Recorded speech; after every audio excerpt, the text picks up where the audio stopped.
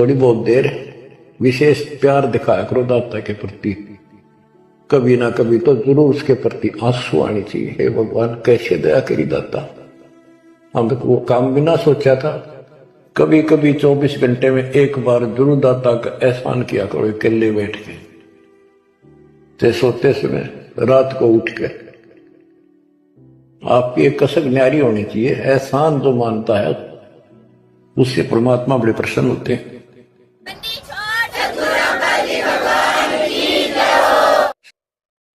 परम पिता परमात्मा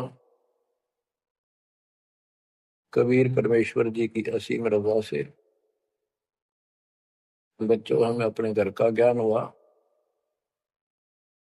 काल के लोक की पीड़ा कितनी भयंकर है, इससे डर बना इसका ज्ञान होने से। और सतलोक के सुख की चाह बनी आपको ये सच्चा मार्ग, सच्चा ज्ञान, सच्चा भगवान और सच्ची भक्ति पूर्ण सतगुरु प्राप्त है। अपनी किस्मत को सराहा करो, ये बंदी छोड़ उस मालिक के गुण गाया करो। ये परमात्मा हम इतने निकम्मे इंसानों पर आपने कैसे दया कर दी। हम कैसा जुल्म करके आपको छोड़कर इस गंदे लोक में आए। आप कितने दयालु हो। गरीबदास जी कहते सतगुरु आए दया करी, इस गंदे लोक में झांके भी कोई नहीं ऊपर जाने के बाद। गरीबदास जी कहते सतगुरु आए दया करी इसे गंदे लोक में, और उस सुख स्थान को छोड़कर जैसे केशव और कबीर रूप में जो मालिक दोनों रूप धारण करके आपस में चर्चा करते हैं, हमें समझाते हैं। केशव कहता है कहो कबीर क्यों उतरे ऐसे मुल्क मलिन, इसे मलिन लोक में क्यों आए आप। और वो छोड़े हीरे मोती लाल वहां ऐसे सुख सुविधा छोड़े आप। तो कबीर साहब कहते हैं वो सागर में आए हैं जीव हमारे लाल, इनके लिए आया। गोता मारू स्वर्ग में जा बैठू पाताल, गरीबदास ढूंढता फिर अपने हीरे मोती लाल। देखो सतगुरु आए दया करी ऐसे दीन दयाल, बंदी छोड़ वृत्तास का उसका गुण है। बंदी छोड़ काल के लोक से छुड़वाने वाले और जक्ष अग्नि प्रतपाल, हमारा पालन पोषण धारण पोषण करने वाले वही हैं। बच्चों आपको इतना ज्ञान सुना दिया और सुना रहे हैं, इस ज्ञान से आपके अंतःकरण में ये फाइनल हो जाएगा एक दिन। क्योंकि बार बार कोई वस्तु सुनते हैं उसका धीरे धीरे धीरे धीरे असर बनना शुरू होता है।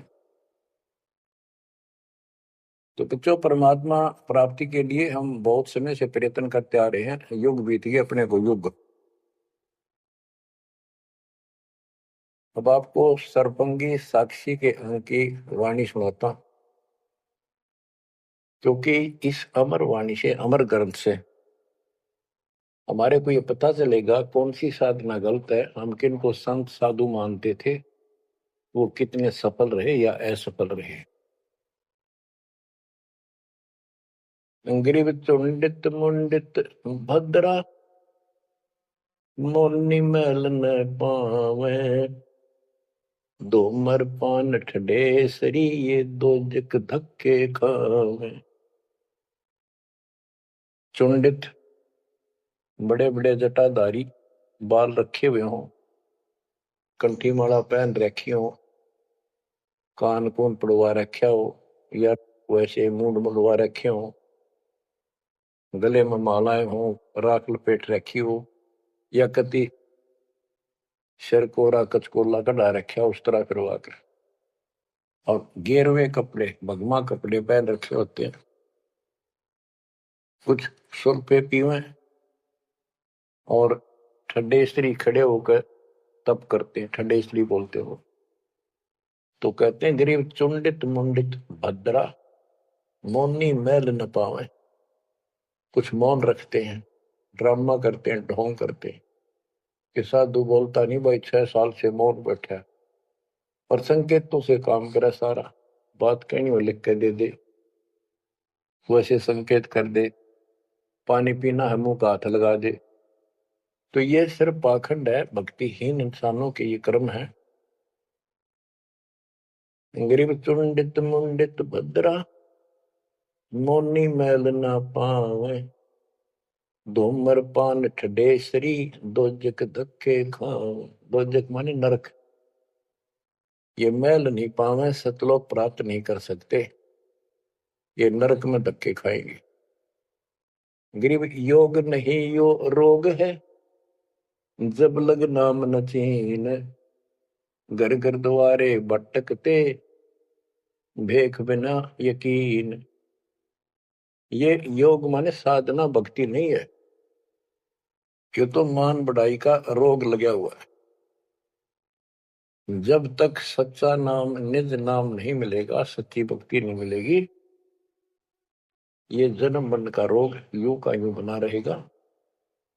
और घर घर द्वारे भटकते, भेख बिना यकीन। गरीब भेख लिया तो क्या हुआ, जब लग नहीं विवेक, तीन काल निपजे नहीं, नहीं मिटे कर्म रेख।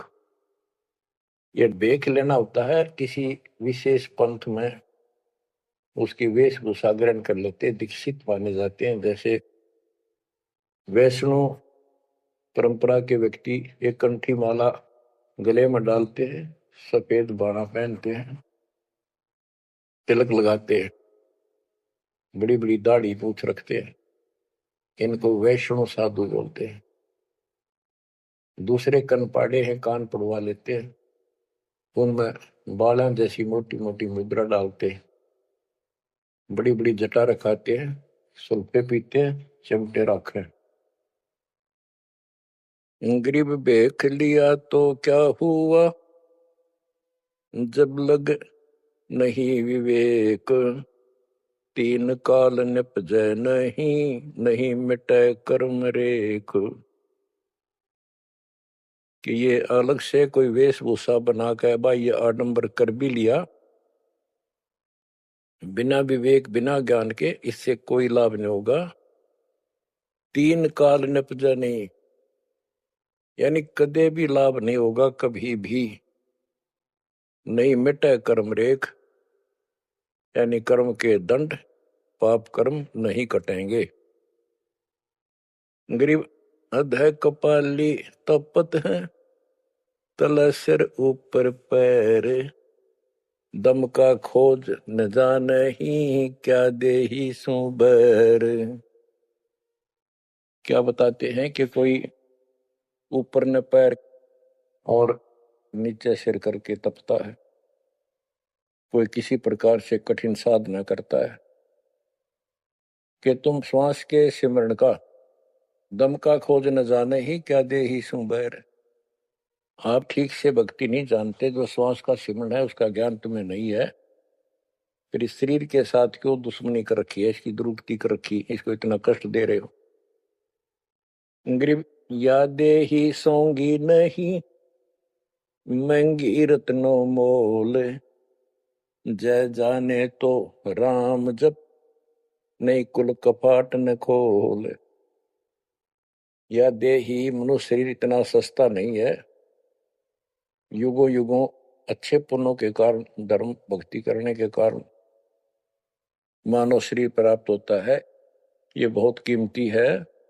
इसको ऐसे बकवादों मत को, पर तो साधना नहीं करते, करते हैं तो ये शास्त्र विरुद्ध करते हो, ये सब गलत बताइए।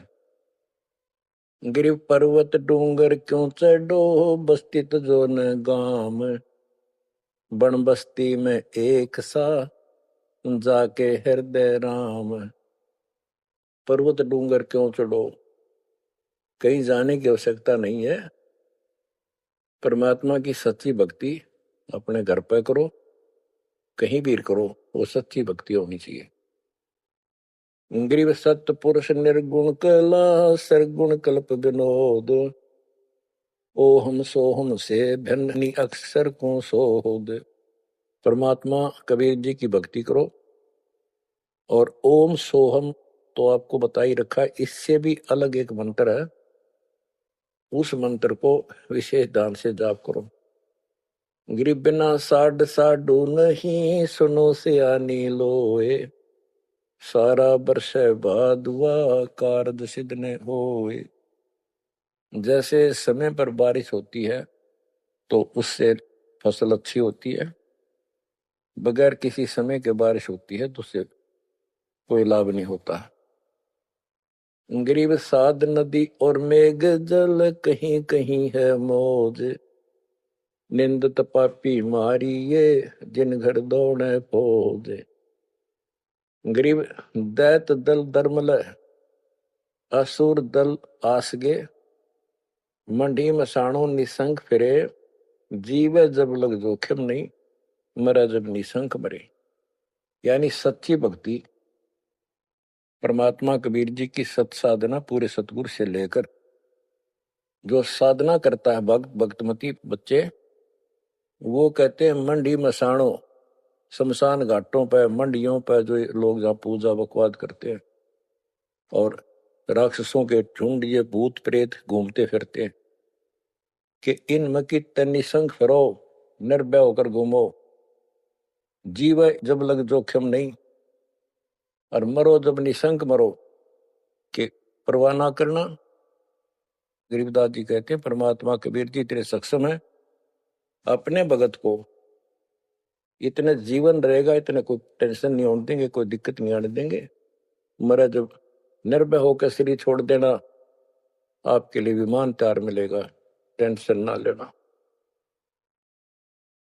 गरीब चंद्र सूर्य की आयु लग, जे जीव का रहे शरीर, सतगुर से भेटा नहीं तो अंत कीर का कीर।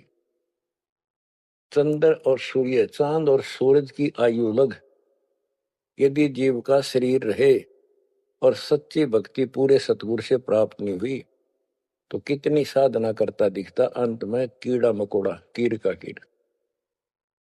गरीब एक पलक जुग जीवना, जे सतगुरु भेटा होए, रोम रोम तारी लगे, सुरति सुहंगम पोए। कि एक पलक यानी कुछ समय के लिए भी सच्चे सतगुरु की आपने संगत सत्संग सुन लिया तो धीरे धीरे आत्मा उसको कैच करती चली जाती है, रुचि बढ़ती चली जाती है, और फिर अंत में दीक्षा लेकर अपना कल्याण कराता है। गरीब डेरे डंडे खुसरो हो, खुसरे लहन मोक्ष, ध्रुव प्रहलाद उधर गए तो डेरे में क्या दोष।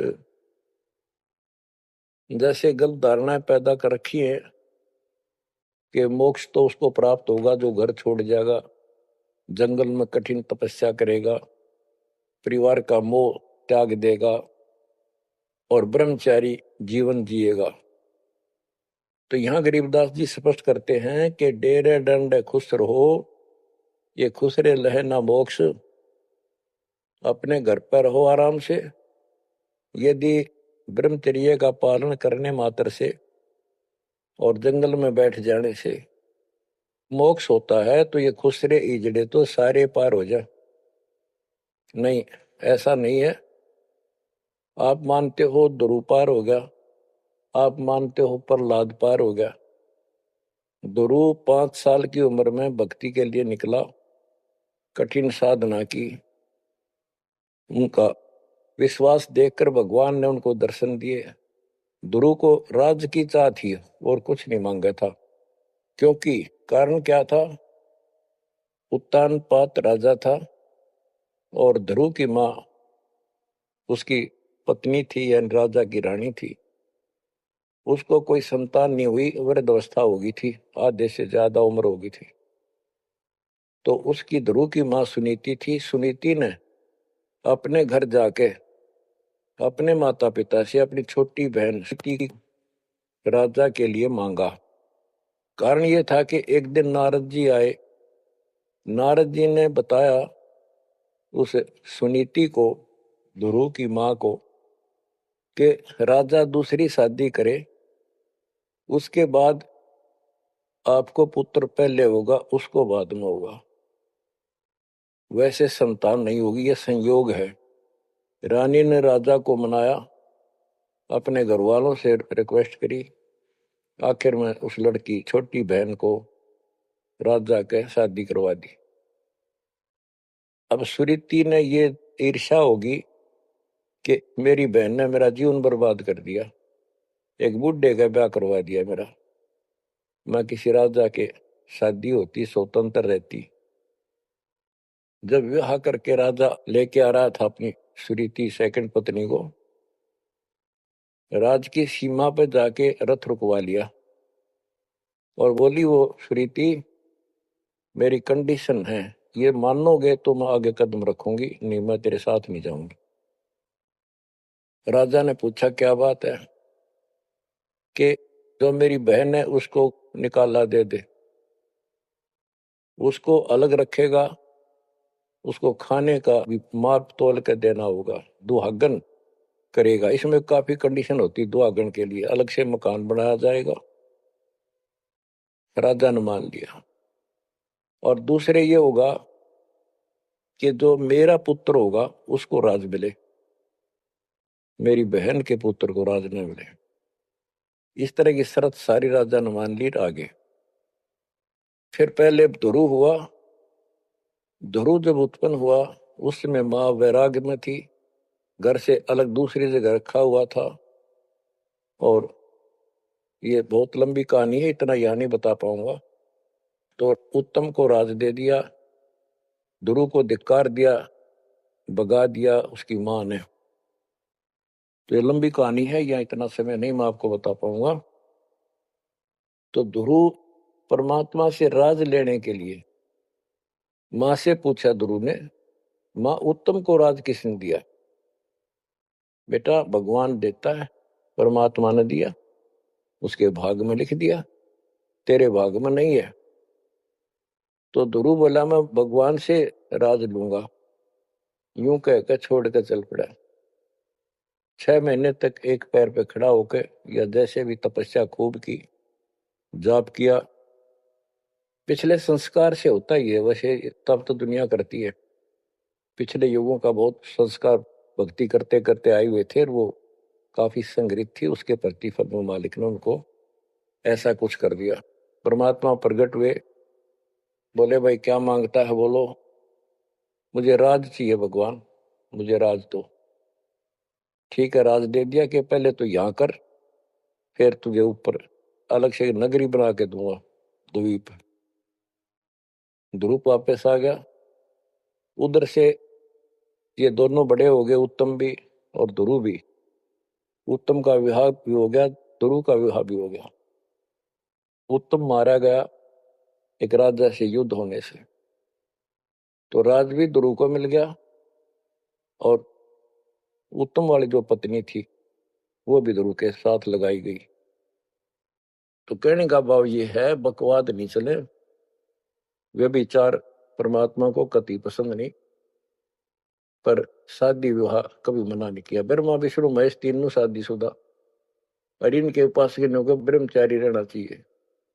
अच्छी बात है, बकवाद नहीं करनी चाहिए, लेकिन ये एक गलत धारणा बनाना अच्छी बात नहीं। गरीब डेरे डंडे खुश रहो, खुश रे लेह ना मोक्ष, ध्रुव प्रहलाद उधर गए, तो डेरे में क्या दोष। जैसे ध्रुव ने शादी कराई, ध्रुव की भी संतान हुई, और आपके तो ये पार हुआ, तो ये डेरे में था, घर में था, गृहस्थी में था, तो भी पार हुआ। कितना पार हुआ? वो पार होना अलग अलग स्टेजेज है। एक तो स्वर्ग तक पहुंच गया, पार हो गया। ये स्वर्ग तक पहुंचने को पार मानते थे। और प्रहलाद प्रहलाद भगत की 10 साल की उम्र में परमात्मा मिले, नरसिंह रूप धारण करके उसकी रक्षा की। उसके बाप राक्षस को मारा, प्रहलाद को राज्य दिया, और शादी कराई प्रहलाद ने बड़ा होकर के। उसके एक पुत्र हुआ बैलोचन, और बैलोचन का पुत्र हुआ राजा बलि। यानी प्रहलाद का पोता राजा बलि था, जिसने 100 अश्वमेघ यज्ञ की थी, और भगवान बावना रूप धारण करके उसकी सोमी यज्ञ को खंड कराने के लिए गए थे। तो कहने का भाव ये है, गरीबदास जी कहते डेरे डांडे खुश रहो खुश रे लेना मोक्ष, ध्रुव प्रहलाद उधर गए। इनका उद्धार हो गया। कितना हो गया वो उस भक्ति पर निर्भर करता है। तो इस गृहस्थी में क्या दोष। गरीब ज्ञानी को सतगुरु मैंने खोजी दीन ताड़, सिर पर सत कबीर है उड़ी भरम की बाढ़। हमारी ये भरम की बाढ़ हमारी सब शंकाएं समाप्त कर दी कबीर भगवान के अमृत ज्ञान। कबीर और ज्ञान सब ज्ञान ली, कबीर ज्ञान सो ज्ञान, जैसे गोला तोब का करता चला मैदान। गरीब दत्ता जी आगू मेले, दक्षिण बीच दयाल, सूखा खोट हरा हुआ ऐसे दीन दयाल। दत्ता जी आपको मिले, दक्षिण बीच दयाल, सूखा खोट हरा हुआ ऐसे दीन दयाल। बच्चों, संत गरीबदास जी ने ये वाणियां कैप्सूल रूप में बना रखी हैं, जैसे पुड़िया होती है। इस एक पंक्ति में बहुत बड़ी कथा इसके अंदर भर रखी है। ये सुनाता हूं। एक दत्ता तथा जिया नाम के दो ब्राह्मण भाई थे। इनको तत्वा जीवा भी कहते हैं। ये अपनी देसी भाषा में गरीबदास जी ने दत्ता जिया का है। ये गुजरात स्टेट के अंदर एक भरूच शहर है, भरूच, समुद्र के किनारे पर। और उससे 12 किलोमीटर दूर एक मंगलेश्वर गांव है। हम खुद देख कर आए थे इसको, उस स्थान पर। कई भगत थे मेरे साथ। तो मंगलेश्वर गांव के पास एक शुक्ल तीर्थ नाम का गांव हुआ करता था, जिसमें जिया और दत्ता ये दो ब्राह्मण भाई भी रहते थे। वो सारा ब्राह्मणों का ही गांव था। वो आसपास गांव में जाके पंडिताई किया करते थे। दत्ता और जिया बहुत ही परमात्मा के चाहने वाले थे। वो सत्संग सुनने जाया करते थे। जहां भी किसी साधु संत का सत्संग होता था तो सभी ये कहते थे भाई मोक्ष के लिए पूर्ण सतगुरु की आवश्यकता होती है। गुरु बिन मोक्ष नहीं होगा, गुरु बिन सच्चा ज्ञान भी नहीं होगा। जहां भी जाते थे वो मंडलेश्वर प्रवक्ता एक ही बात बताते थे। तो जीवा और दत्तवा ने दोनों भाइयों ने विचार किया कि भाई जहां भी हम सत्संग जिसका सुनते हैं वही हमें तो बहुत पूर्ण गुरु लगे। जिसके विचार सुनते हैं वो उससे भी अच्छा लगता है। और पूरे गुरु बिना बात नहीं बने, मोक्ष नहीं हो। ये तो असंग जन्म हमने जन्मते और मरत्या को होगे। जैसे परमात्मा कबीर जी क्या करते हैं, किसी भी रूप में आकर, और कहीं जैसे मेले मेले भरा करते तीर्थ यात्रों पर, वहां चले जाते थे। वहां खड़े होकर शब्द सुनाने लग जाते और 10, 20, 50 व्यक्ति भगवान के चाहने वाले उनकी बातें सुना करते थे। तो जीवा और दत्ता को किसी स्थान पर परमात्मा उन्हीं के लिए जाते हैं क्योंकि वो भटक रहे भगवान की। ये बातें बताई कि पूर्ण सतगुरु हो, सच्चा ज्ञान हो, और तब मालिक का राह मिलेगा, मोक्ष मिलेगा। असंग जन्म पर मत हो गए, कुछ नहीं हाथ लगा रहे, इस तरह की जबरदस्त बातें बताई। तो उनसे वो प्रेरित हुए। उनको नहीं पता था ये कौन है। उन्हें तो एक भगत माना, गीत गा शब्द शब्द सुनाने वाला। फिर वो साधु संतों की तलाश में चल पड़े। जहां भी जावे एक से एक बड़ी लतीफेदार प्रवचन करे, बड़ी बड़ी कथा सुनाए, संस्कृत की भाषा में जबरदस्त प्रवचन करे। आखिर में सोचा भी एक हम कैसे निर्णय करें, यो संत पूरा हरियोग नहीं, हम किसी को पूरा संत मानकर उसके आश्रित हो जावा, अंत में उस पता चले उस पूरा नहीं, मनुष्य जीवन तक गया ही, ये बार बार नहीं मिलेगा। आखिर में उन्होंने एक फैसला कर लिया कि हम एक बड़ के पेड़ की सूखी टहनी लगावांगे, गमला बना कर धरती में गड्ढा खोद कर जैसे पौधा लगाया, और जिस संत के चरणामृत से ये हरी होगी हम उसको गुरु बनावांगे। उन्होंने सब मंडलेश्वरों जहां भी कोई चर्चित संत वहां गए, बेचारे दुख सुख पाकर पैदल चल लगे, उनके चरण धोए, महाराज चरणामृत देते, कौन मना करे चरणामृत को, लावे और डाल, कोई कुछ नहीं हुआ। क्योंकि आखिर में उन्होंने कहा है परमात्मा धरती पे संत नहीं है, और संत नहीं है तो हमारा मोक्ष नहीं, इसलिए हे परमात्मा हमारा को मानुष जीवन शेष बचा है, इसको खत्म कर दो, हम दोनों को मार दो, कभी पृथ्वी पर संत हो तब जन्म देना। यूं कहकर खूब फूट फूट कर रोने लगे। काफी देर रोज ही टेंशन में रहने लगे, खाना पीना लगभग छूट गया। कैसे तो मर जाना अच्छा है, ये तो पशु जैसा जीवन बहुत बार जी लिए। तो कबीर साहब डर रहे हमको सुना गए थे, कहीं कहीं इकट्ठे होकर खड़े हो जाते थे, जाते थे, भटकते थे, वहां मालिक भी किसी न किसी रूप में चले जाते थे। उनके यह प्रेरणा भर दी थी, बाकी ये मंडले सुना के बस में यह भी ना थी कि इसी प्रेरणा भर दे, इतना वैराग डाल दे। एक दिन परमात्मा पहुंचे उस शुक्ल तीर्थ गांव में, गली में जा रहे थे तो दत्ता बाहर निकला और बोला, जीवा देख एक संत घूम रहा गली में, कहो तो बुला लो। जिया बोला रहा है, संत इसे से मंडलेश्वर देख लिए कि सड़क छाप पर के पाओगे, क्यों जी दुखी करे और कई दिन रोना पड़ेगा, कुछ ना इनका पल्ला। दत्ता बोला, मेरा दिशा दिल करे है, बुला लो लेक में। भाई साधु सा दिखा है, चेहरे से बहुत अच्छा लगा, देखते ही आत्मा खुश हुई। जिया बोला, बुला लो, मैं क्यों नाटू। वो तो बुला लिया, एक बैठने का मुड्ढा सा दे दिया, सटूल सा, बैठो महाराज बैठो। जीवा ला परात निकाल के थाली, महाराज के चरण दो के और जा जिया उसमें डाल दे। पौधा में डाला, अगर संता के चरणामृत इधर उधर में डालिए कितना, गमले में डाल दे।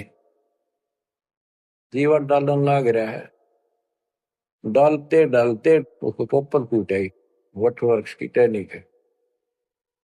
जिया बोला, दत्ता आइए आइए, क्या होगा। दोनों देखकर सुन हो गए, आते पैर पकड़ लिए। हे परमात्मा,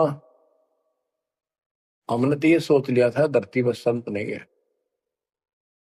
कबीर साहब बोले, जिस दिन पृथ्वी पर संत नहीं होगा आगे लगी जाएगी इस पर, या कोई नहीं बचेगा, काल फूक देगा इस पृथ्वी को। हे मालिक आप पहले क्यों ना आए, हम तो बहुत भटक लिए थे, हम तो सोच लिया था धरती में कोई संत नहीं, और हम तो मरा हो भूखे पैसे रह के, कति ना जीण के रहे थे ना मरण के। तो परमात्मा से काफी लिपट के सीने के लग के, कभी चरणों में गिर के और सो शुक्र मनाओ, हे परमात्मा पहले क्यों नहीं आए, हम तो हमारे लिए कति सारे घूम लिए नीलेश्वरों के, किसी के पास कुछ नहीं पाया। परमात्मा बोले, बच्चों ये संत की पहचान नहीं थी जो तुम कर रहे थे, ये तो सिद्ध भी कर दे, थोड़ी बहुत चमत्कार जादूगर कर देते हैं, हथेड़ी में गेहूं हरे कर देते हैं, ये कोई पहचान थोड़ी तुमने ये क्या तरीका अपनाया था। संत की पहचान ज्ञान से होती है, समाधान से होती है। और मैं पहले भी आ सकता था, लेकिन आपका कति विश्वास नहीं रहा हो, मेरे में कति विश्वास नहीं बनना था, क्योंकि मैं तो आपका ऐसा लग रहा हूं जैसे आंधड़िया फिरनिया मांगड़िया खड़िया, और वो मंडलेश्वर जिसके हजारों बड़े बड़े सेठ साहूकार शिष्य, तुमने सोचो कि और भी कोई होगा जरूर इसने सड़क छाप न के छोड़, उनके पास जाते, वहां कुछ मिलना था नहीं तो मेरे ते भी चले जाते। गुरु के प्रति नाम दीक्षा लेने के बाद स्वप्न में भी नहीं आना चाहिए आन कोई नकली संत। लेकिन कबीर साहब ये भी कहते हैं कि जब ल गुरु मिला नहीं साचा, तब ल गुरु करो 10 पाचा। पूरा गुरु ना मिला, इतने तो 100 छोड़ दो, 10-20 कितने छोड़ने पड़ो, त्याग दो। लेकिन मेरे प्रति तुम्हारी अविश्वास हो जाता तो मेरे से खत्म हो जाते आप। इसलिए मैं लास्ट में आया हूं, तुम्हारी सारी फड़क निकल ली। तुम कभी थक कर और छक कर बैठ चुके थे कि कोई कितना कुछ नहीं किसी के पास, ये सिद्धि भी कोई ना इनके पास, ये बनने इनकी फेल कर दी ना, कोई इनको चमत्कार भी कर दे उतारे लिए, इसलिए फेल करी कि ये पहचान संत की नहीं होती। लेकिन तुम मेरे पिछले संस्कारी थे, इसलिए मैं काल के मुंह में तुम्हें नहीं जाने दे सकता। एक भक्ति करो। अब उन्होंने सब वो बकवाद पूजाएं जो यजमान बना रखे थे वो छोड़ दिए। कोई किसी का झाड़े जुड़े लाना या किसी के मृत्यु पे जन्म होने पर किसी का नहीं जाना छोड़ दिया।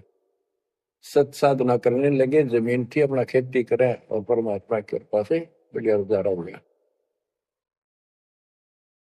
ब्राह्मणों को इस बात की ईर्ष्या होगी कि इन्होंने तो धर्म बदल लिया और हमारी सब क्रियाएं छोड़ दी, कुल को जाति से निकाल दिया। फिर क्या होता है, चलो निकाल ले, रो जाति तो कोई फर्क नहीं पड़ता, उन्हें तो अपना कमा के खाना था और भक्ति करनी थी, मोक्ष पाना था। एक का लड़का था, एक का लड़की थी, दोनों भैया जवान हुए। ब्राह्मणों को यहाँ शादी के लिए जावे, रिश्ते के लिए लड़की का सब मना कर दिए, तुम तो जाति से बहिष्कृत हो, हम तुम्हारी कन्या का वहां नहीं लेंगे, रिश्ता नहीं लेंगे। दोनों टेंशन में आ गए। कबीर साहब बोले ऐसे करो, तुम ये अफवाह फैला दो कि भाई जीवा का लड़का और दत्ता के लड़के की शादी कराएंगे उस दिन, और वो तो कोई हमारे बच्चा ने उठता नहीं, हमने तो आपस में ब्याह करना पड़ेगा इनका। ये सारा सुरसराट फैला दिया, पंडितों की पंचायत हुई। उन्होंने कहा भाई विचार किया कि ये तो निकम्मे होंगे सो होंगे, फिर बच्चों का क्या दोष है, बच्चा नाम ब्याह होंगे भाई, ये तो जुल्म होगा, कति दिन भ्रष्ट हो जाएगा, पान भाई का ब्याह कदे हुआ करे रह, कति दुनिया थूक कहेगी हमारे गांव के गांव को। पंचायत होने के बाद 10-20 आदमी आए, इन बोले भाई सुन दो, यू कदम उठाओगे तुम, यह बेटी मारी है, बेटा हमारा है, हम इनका रिश्ता करें। दोनों का रिश्ता हो गया। परमात्मा बोले देखा बेटा, मांग लेगी ना फटकड़ी रंग भी आया तो खा हो गया, ब्याह भी हो गया, अब सारे काम हो गए, टेंशन ना लो। तो बच्चों मुश्किल से आसान करेगा आन के, एक के 100 बंजारा उतरा जान के। तो कहते हैं ऐसे कोई दिक्कत आओगी तो मालिक 100 समाधान निकालेगा, पर निकालेगा तब जब आप उसके प्रति पूर्ण रूप से समर्पित हो जाओगे। गरीब आसन अचल कबीरे का, सबका सतगुरु एक, ब्रह्मंड 21 समझ ले, या धूमे के सिरेख, कि 21 ब्रह्मांड को देख ले, ये धूमे के सिरेख यानी कति नासवान, बिल्कुल अस्थायी, इनका कोई अस्तित्व नहीं। अब साइंस ने ये सिद्ध कर दिया, साइंटिस्टों ने, खगोल भगोल के जानने वालों ने, पृथ्वी भी घूमती है, सारे लोग घूमते हैं, यहां तक भी सिद्ध हो गया कि सूर्य भी चला है, लेकिन पूरे ब्रह्मांड के साथ चलने से इसका पता नहीं लग रहा, ये घूमते हैं। कहने का भाव ये सारे ऐसे लटके हुए हैं जैसे पतंग। गरीबदास जी ने कहा सर्वलोक ऐसे है जैसे पतंग आकाश में लटके पड़े हैं। और जिस दिन भी इसका अंत होगा सारे एक दूसरे से टकरा टकरा कर आग लग जाएगी, या कोई ठीक ठिकाना नहीं है। और क्या बताते हैं परमात्मा? गरीबदास जी बता अपने भगवान के बारे में, गरीब आसन अचल कबीर का, सबका सतगुरु एक, ब्रह्मांड 2100 समझ ले या धूमे के सिरेख। 21 ब्रह्मांड सब नासवान धूमे के साथ धूसी उठी है, नथिंग एल्स। तो इस शरीर में देखो अपने ना, ये कितना सुंदर लगा है, कितना अच्छा, कितना प्यारा। हरकत खूब, एक्सरसाइज इसमें करा, कुश्ती इसमें करा, छलांग इसमें लगा ला। यह मालिक की कृपा से सारा कुछ हो रहा है, उसने इसमें शक्ति दे रखी है।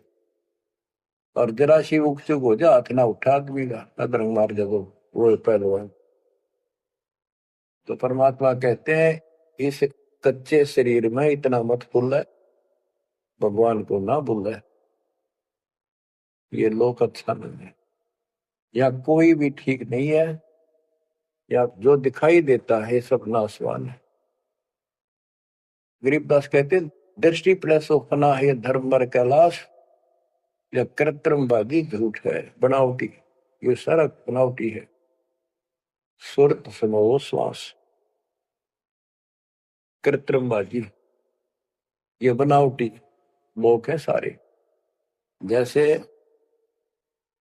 करने नो दीदार में प्यारा है, एक शब्द है परमात्मा कबीर साहब का, उसमें बताया है कि आदि माया की नी चतुराई और झूठी बाजी पिंड रचाई, ताका प्रतिबिंब डारा है। सतलोक की जो व्यवस्था ऐसी ही है, उसमें बहुत द्वीप है और ऐसे ही मानव स्त्री पुरुष शरीर है, लेकिन वो अमर है, ये नासवान है।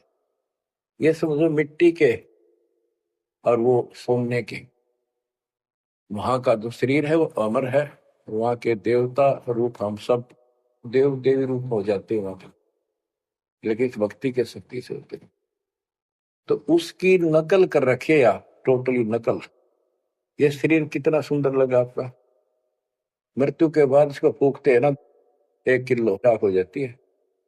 और ये देखो क्या था ये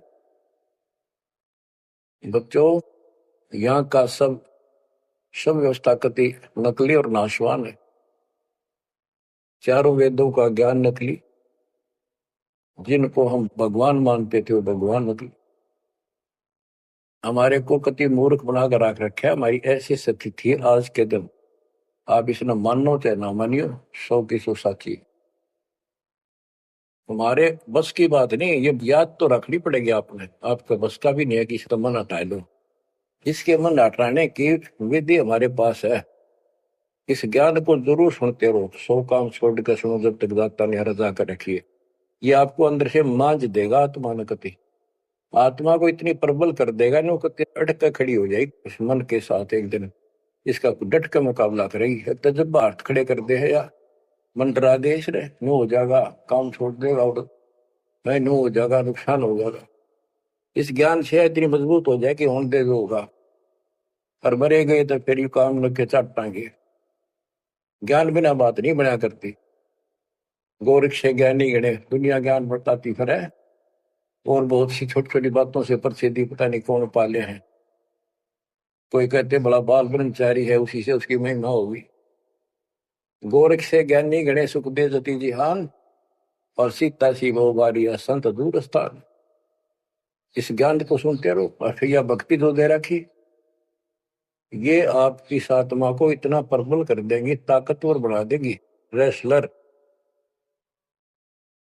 जब वक्त आओगे यहाँ से जाने का, इस मन में पटक देगी ठाक है, और सब मोह ममता से मन एकदम हट जाएगा, पट जाएगा। हटा ही नहीं हटता है इस ज्ञान से और इस भक्ति की ताकत से।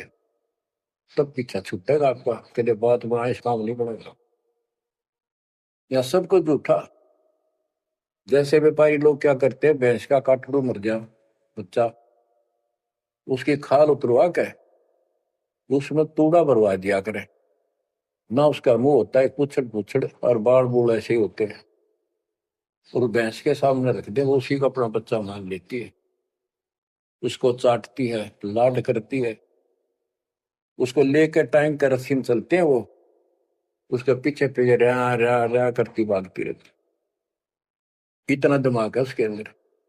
आज अपने अंदर इतना दिमाग छोड़ रखा काल ने, जैसे या कोई इंजीनियर बना रहे हो चाहे साइंटिस्ट बना बैठा रहो, और कितना कुछ बातें बनाने वाला एजुकेटेड समझ ले। क्या है ये बच्चे, हार्ड चाम मांस के लोथड़े ऊपर चाम लपेट रखा, क्या ये शरीर है? और इसमें इतना मोह बढ़ा दिया, हमारे बस का नहीं, हो ही नहीं सकता। वो वैसे ने कुछ समझावा कि ये ऐसा नहीं है, इसमें कुछ नहीं है, कोई बात नहीं, आप इस ज्ञान ने सुनते रहो, आपको भी और इस सारे के सारे परिवार को भी परमात्मा वहां ले आओगा। धीरे धीरे धीरे धीरे अब पर कट जाएगी, किसा शरीर हो किसा भी हो। तो ये शरीर जो है ना, परमात्मा की कृपा से आपको एक दिन एहसास हो जाएगा कि यहां से तो जाना पड़ेगा। और बच्चों ने भी दीक्षा ले ली, सत्य राह पकड़ गई, क्योंकि हमारा लाइन पाना कठिन था, बच्चों का तो बहुत आसान हो गया।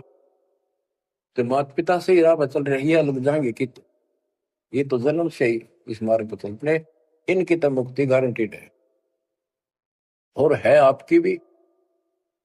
आप दृढ़ रहो, इस संसार की व्यवस्था से पूरी तरह परिचित हो जाओ।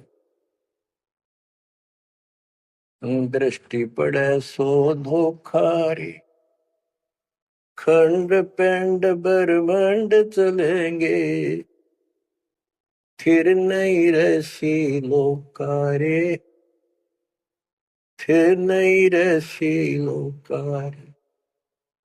गरीबदास जी जब ये वाणी लिखवाया करते, ऐसे बोल बोल के लिखवाया करते जैसे दास बोल रहे हैं। एक तो इसमें लिखने वाले को टाइम मिल जाता, और उनकी आंखों से आंसू निकलते थे कि देखिए किसे बोर खुना रखे, आप पर काल में जन्म कर रखा है परमात्मा के बच्चों के साथ।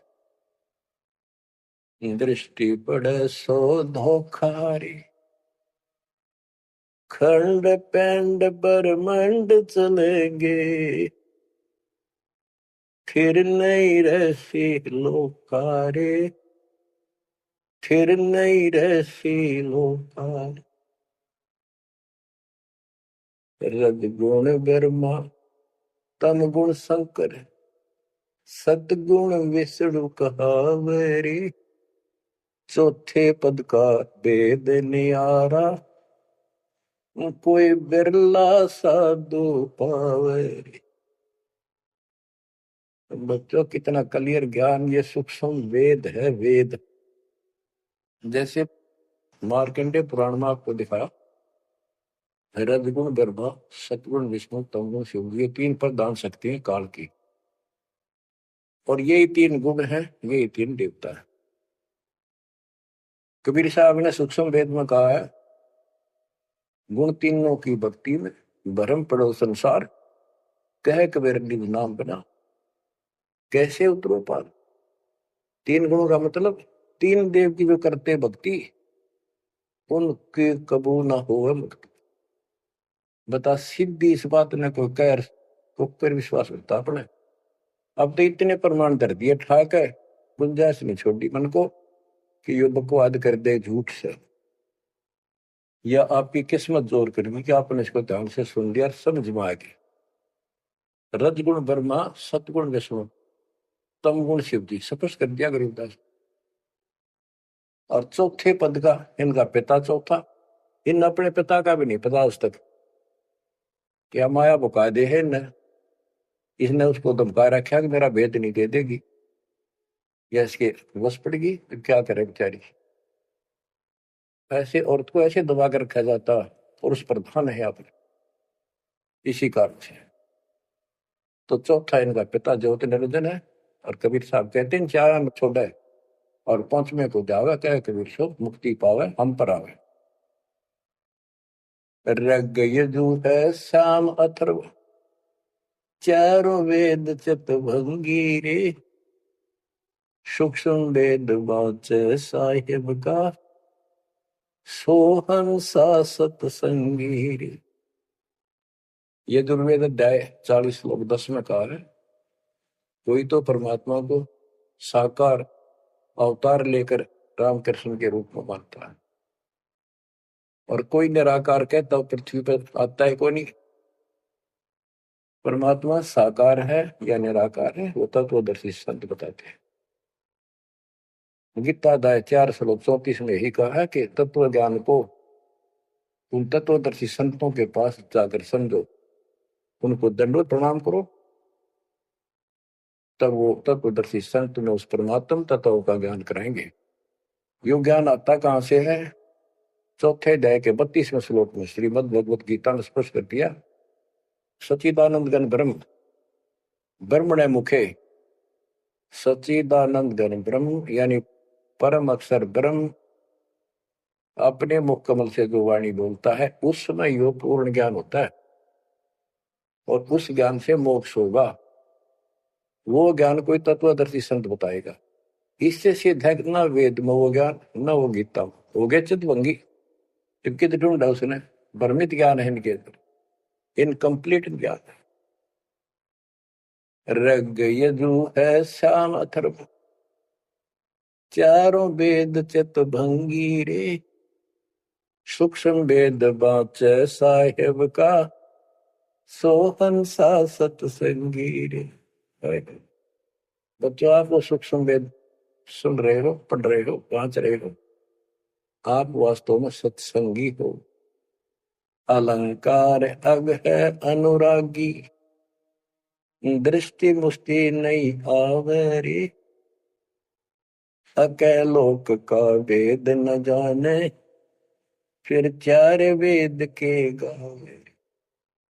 जब तुझे ऊपर के अकैलोकों का ज्ञान नहीं, अकैलोक वो चारों अमर लोकों को अकैलोक भी कहते हैं, और लास्ट वाले को नामी और अकैलोक भी कहते हैं, ऊपर वाले। अकय का अर्थ होता है जिसने आज तक किसी ने ना बताया हो ना कहा हो उसकी जानकारी। कि ऊपर का ज्ञान तुम्हें है नहीं, इन चार वेदों ने कितना है पढ़ लो, कितना है कंठस्थ याद कर लो, कितना इनमें इनके अनुसार साधना कर दो, मोक्ष नहीं हो सकता। बच्चों कमाल की बात देख लो, ये वेद ऋषि पट का जख मार कर चले गए, किससे समझ में नहीं आई। कबीर साहब कहते, गुरु बिन वेद पढ़े जो प्राणी, समझे न सार रहे। चारों वेदों में कितने भी और मंत्र नहीं है। यजुर्वेद अध्याय 40 मंत्र नंबर 15 में एक ओम नाम है, स्पष्ट लिखा उसमें, ओम करतु समर किलवे समर करतुम समर। ओम नाम का जाप काम करते करते करो, विशेष कर्तव्य समझ का मनुष्य जीवन का, और कसक के साथ, नथिंग एल्स। ऐसे गीता चारों वेदों का सारांश है। 8वें अध्याय के 13वें श्लोक में लिखा है, ओम इति एक अक्षरम ब्रह्म व्यवहारण मां मनुष्य, यह प्रियाति तदन देह सयाति परमाम गतिम। मुझ ब्रह्म का केवल एक मंत्र है, इसका एक अक्षर का अंतिम सांस तक इसकी जो भक्ति करता है, इससे प्राप्त होने वाली मुक्ति प्राप्त करता है ब्रह्म से। श्री देवी महापुराण के अंदर 6ठे सकंद में हिमालय राजा को देवी फाइनल कर देती है कि राजा तू और सब बात छोड़ दे, मुक्ति चाहता है तो मेरी साधना ही भूल जा, तो ब्रह्म की भक्ति कर। उसका ओम नाम है, वो ऊपर दिव्य आकाश रूपी ब्रह्म लोक में रहता है, तेरा कल्याण वहां चला जाएगा। गीता अध्याय 8 श्लोक 16 में कहा कि ब्रह्म लोक में गए हुए पुनरावृत्ति में उनकी जन्म मृत्यु सदा रहेगी। अलंकार अग है अनुरागी, दृष्टि मुष्टि नहीं आवे रे, अकैलोक का वेद न जाने, चार वेद के गावे। गीता अध्याय 15 श्लोक 4 में कहा है कि ज्ञान की प्राप्ति के पश्चात परमेश्वर के उस परम पद की खोज करनी चाहिए, जहाँ जाने के बाद साधक फिर लौटकर संसार में कभी नहीं आते। आवे जावे सो हंसा कही है, परम हंस नहीं आया रे। पांच तत्व तीन गुण दूरा, या तो कहिए माया रे। सुन मंडल सुख सागर दरिया, परम हंस परवाना रे। सतगुरु में ली भेद लखाया, है सतलोक निदाना रे। वो परम पद, वो परम स्थान, वो सतलोक है। दादानी के बाद लौट कर गए। अगम दीप अमरापुर कोई, जा हिल मिल हंसा खेल रे। दास गरीब देश है दुर्लभ, साचा सतगुरु बेल रे। दास गरीब देश है दुर्लभ, साचा सतगुरु बेल। अगम दीप अमरापुर कोई, अमरपुर, अमरपुरी सतलोक अविनाशी परम धाम, सनातन परम धाम। जा हिल मिल हंसा खेल रे। वहां मौज मस्ती में रहते भक्त, सारे बच्चे। दास गरीब देश है दुर्लभ, साचा सतगुरु बेल। वो लोक, वो देश बहुत दुर्लभ है, लेकिन सुलभ है सच्चे सतगुरु से। तो बच्चों, आपके ऊपर दाता ने कसर नहीं छोड़ रखी। इस सत्संग ने सुनते रहियो। ये थोड़े दिन की रजा है, घड़ी नहीं हुआ करती। काल में सुहान देनी आप अच्छी तरह ठीक से विचार करने बैठ के। कोई बात ना, ये वाणियां रिकॉर्ड हो चुके थे, ये बाद में आपको दिए जाएंगे। रोज दिल्ली सुनो और भक्ति करना, और परमात्मा की कृपा से बेड़ा पार होगा तुम्हारा। नोट कर लेना, सह परिवार सतलोक जाओगे। मालिक आपको मोक्ष दे, आपकी बुद्धि मालिक में दंड करे। गंदे लोग की यथार्थता तुम्हारे सामने आंखों के आगे घूमने लग जा, और सतलोक की चाह प्रबल हो जा। जहां साता भाषा हुई, मन कर्म वचन सुमरियो सो। परमात्मा आपको मोक्ष दे, सदा सुखी रखे। सत्साई।